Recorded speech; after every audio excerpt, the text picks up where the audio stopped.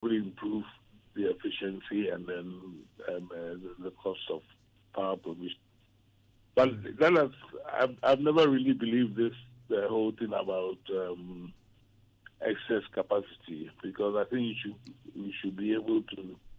And I don't think that I don't exactly know where this excess capacity issue comes from. What I have heard through earlier exchanges in Parliament, etc., is that a certain amount was paid, around 900 million, for capacity that was not used. I mean, this is what is called take or pay contracts. Those contracts are take or pay. So if you don't use the equipment to produce power, you're still liable to pay something. But it's not the level that I've heard the Vice President and others talk about. The Minister himself had indicated that those kind of charges amounted to about a little under 1 billion cedis. But I don't really see the relevance, because we are facing serious power challenges. If I knew you were talking about energy, I would have checked the balance between the supply and the demand to see that we are pretty much at par, or probably failing to meet the demand that we need at peak load. In other words, we don't really have excess. No, I don't believe so at all. The excess capacity phrase a political argument, in my view.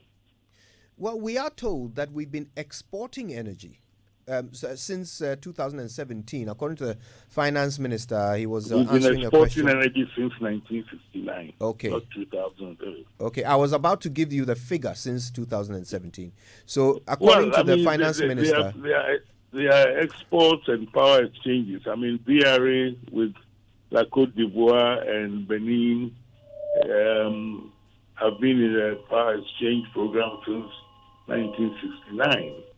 And then later, some power started to be exported to Burkina. But I don't think that could be described as an excess. If we're meeting all the power needs that this country has planned for, you're talking for integrated aluminium, you're talking about steel and iron and all of those things.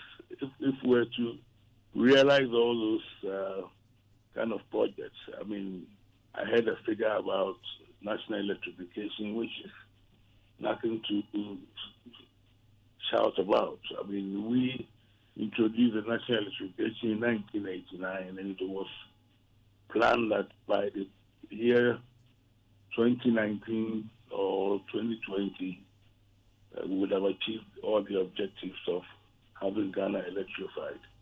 So what I was going I'm afraid the slowest progress we've made has been under the NPP. So what I was going to ask was this: on the floor of Parliament, the finance minister was answering a question from, I think, Mr. Murtala Mohammed, and the question was, how much has Ghana made from exporting power since 2017? And he said that we have made a minimum of $140 million per year.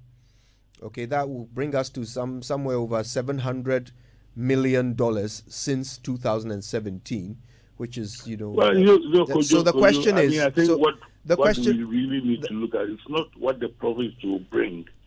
If you try to claim credit for some of these things, you need to go back and ask, did you put in the infrastructure for the export, or did you come and meet the export?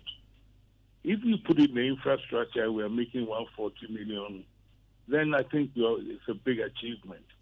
But if you came and met a situation, and that situation is bringing in revenue, which is not coming in because you put it in, I don't see the reason for claiming credit. Well, the question I was going to ask is that if you are right and we don't actually have excess capacity, that we're just about producing enough to cater for our needs. And they are continuing to do electrification, rural electrification. How soon before our demand outstrips supply, and will we end up losing this revenue that we get from exporting power if we start to consume it locally? Hey, could you not have retired? You're asking me questions about the current state of the power sector. Anyway, let me, as I said, since 1969, there's been what you call power exchanging. So really, the issue is that once you enter into a contract, you don't sort of decide that, halfway through a contract, I should cancel it because my domestic demand has caught up with my capacity or my ability to deliver. What you do is that you watch your demand as it grows and you plan for new capacity, which takes about between 4, 5, 6 years to add. So I think the problem we have is instead of people planning for new capacity, they've been having political arguments about whether there's excess or not excess and who was responsible and who is costing the money. I think that's where the real danger is, not making sure that you are adding and planning to new capacity as your load grows. Because you can't just get up and say that, hey, looking, I'm going to cut you off now because my load is growing. You sign a contract for this period and you honor it. Beyond the energy and power issues that were raised, what are your general thoughts on the mid-year review? For me, it was to be expected. I mean, if you are started negotiations with IMF and you admit that your economy is in trouble, that's not the time for you to start adding big expenditures and big plans onto what you are doing. So yesterday I listened to a lot of your discussions, and I think it was wrong for people to have so many expectations, given that our economy is so broke that people have had to eat their words and reverse their positions on going to the IMF. So I didn't think that we should have been expecting any solutions to problems that various sectors are having. I thought it was interesting that I think several months ago I told you about the windfall profit that we were making, which was denied by everybody, but at least we have forced the IMF. The IMF has forced the Minister of Finance to admit that we are making windfall profits of about 50% of what we above and what we plan, and that's going to help the revenue position because E-levy has collapsed. So that was for me interesting. Well, I suppose now we've got 5 more months to see how things pan out. I want to thank you for. The problem was that I didn't really think anything. It was a very nice speech delivered in the best tradition of Ashimota Brofo, but nothing really helped the country or the issue about tolls, for example. I think for me, the way I read it was almost putting down a marker of an intent to return to tolling, because the 3 projects that was mentioned, I don't believe it will be even realized in the 2.5 years remaining and the MPP stand, because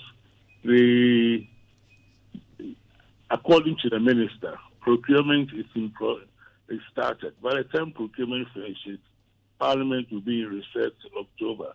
So I cannot even see the whole thing going to Parliament till about November, maybe at the end of the year, before contractors mobilize and set up. I think it was a diversionary statement. Well, I want to thank you for those insights. I appreciate you spending some time with us this morning, Doctor. Thank you very much. Okay, enjoy your program. Oh, we appreciate that very much. Dr. Charles Wereko-Brobby is Chief Policy Analyst at the Ghana Institute of Public Policy Options, GIPO. All right, it's a super morning show. And we started this conversation about our experience with healthcare workers and the provision of service. Now, as it turns out, the Ghana Medical Association has a big event coming up. They have an annual public lecture. And this year, their public lecture is on the theme, the healthcare worker-patient relationship in contemporary times. That is bang on the money with what we're discussing. Well, thank goodness they're here, because we can talk to them about it. You can put your questions to them, and they can certainly deal with all of it when we come back after these. Super Morning Show. Since inception,